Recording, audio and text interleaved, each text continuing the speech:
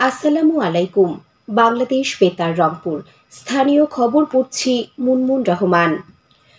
উপদেষ্টা পরিষদ জাতীয় সংসদ নির্বাচনকে সামনে রেখে গণপ্রতিনিধিত্ব আদেশ আরপিও সংশোধন ২০২৫ এবং বাংলাদেশ শ্রম আইন সংশোধনী অধ্যাদেশ ২০২৫ এর খসড়া নীতিগত ও চূড়ান্ত অনুমোদন দিয়েছে।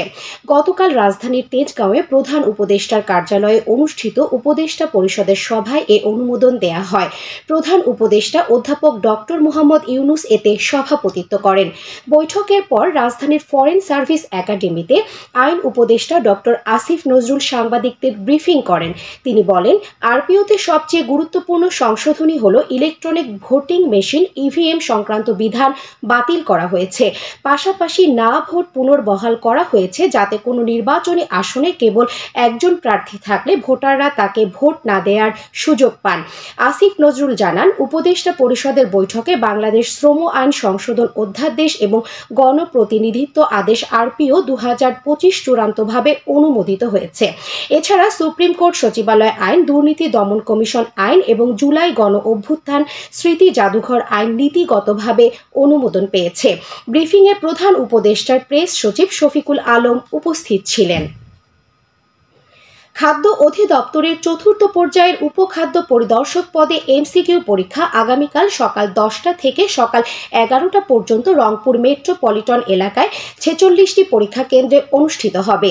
এই পরীক্ষা সুষ্ঠু ও শান্তিপূর্ণভাবে সম্পাদনের লক্ষ্যে পরীক্ষা চলাকালীন কেন্দ্রসমূহের 200 গজের মধ্যে সকাল 8:30টা থেকে দুপুর 12টা পর্যন্ত সকল প্রকার জনসমাবেশ, মিছিল, মিটিং, অবৈধ অনুপ্রবেশ নিষিদ্ধ ঘোষণা করেছে Rangpur metropolitan police commissioner Mohammad Majid Ali স্বাক্ষরিত এক বিজ্ঞপ্তিতে এ তথ্য জানানো হয়েছে।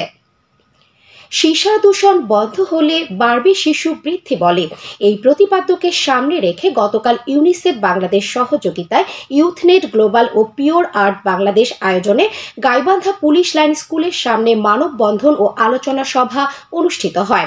মানববন্ধনে বক্তব্য রাখেন পুলিশ লাইন স্কুলের প্রধান শিক্ষক সুকুমল মজুমদার ও ইউথনেট গ্লোবাল এর সদস্য সাব্বির রহমান মুকুট সহ অন্যরা। বক্তারা সরকার ও নীতি নির্ধারকদের প্রতি অবৈধভাবে ব্যাটারি গলানো ও সীসা আহরণকারী প্রতিটি কারখানা বন্ধ সহ 5টি মূল দাবি তুলে ধরেন।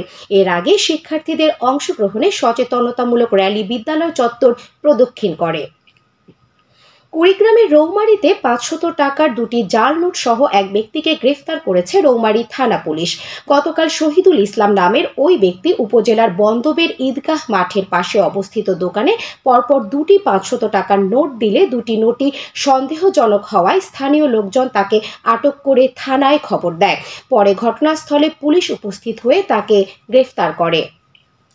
সাহিত্য সংগঠন ফিরে দেখার 1 যুগ পূর্তিতে রংপুর সাহিত্য উৎসব শুরু হয়েছে।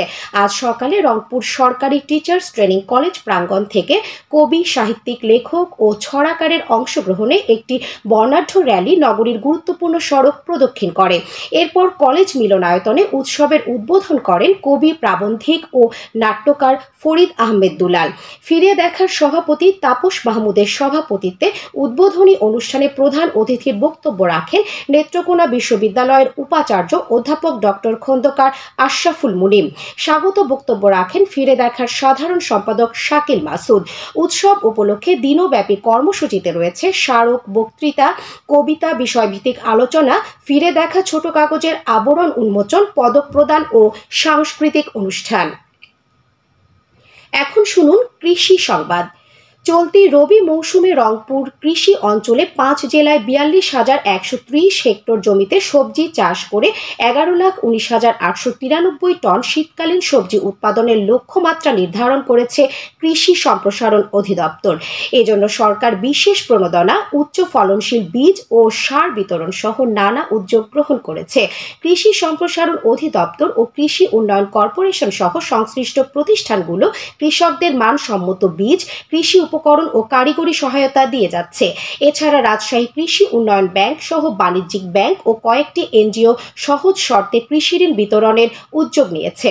রংপুর কৃষি সম্প্রসারণ অধিদপ্তরের অতিরিক্ত পরিচালক কৃষিবিদ সিরাজুল ইসলাম জানান, সাম্প্রতিক বছরগুলোতে ভালো উৎপাদন ও ন্যায্য মূল্য পাওয়ায় কৃষকরা শীতকালীন সবজি চাষে আগ্রহী হয়ে উঠেছেন। তিনি বলেন, আগাম আমন ধান কাটার পর কৃষকরা ইতোমধ্যে ৫,৫৬৫ হেক্টর জমিতে শীতকালীন সবজির বীজ বপন সম্পন্ন করেছেন। আগামী মাস থেকেই আগাম জাতের সবজি তোলার কাজ শুরু হবে। এতে কৃষকরা বেশি লাভবান হবেন। সবশেষে আবহাওয়া। আজ সন্ধে ৬টা পর্যন্ত পূর্বাভাসে বলা হয়েছে, দেশের অভ্যন্তরীণ নদীবন্দরগুলোর জন্য কোনো সতর্কবাণী নেই এবং কোনো সংকেত দেখাতে হবে না। খবর শেষ হলো। আমাদের পরবর্তী স্থানীয় খবর প্রচারিত হবে বেলা ২টা ৫ মিনিটে।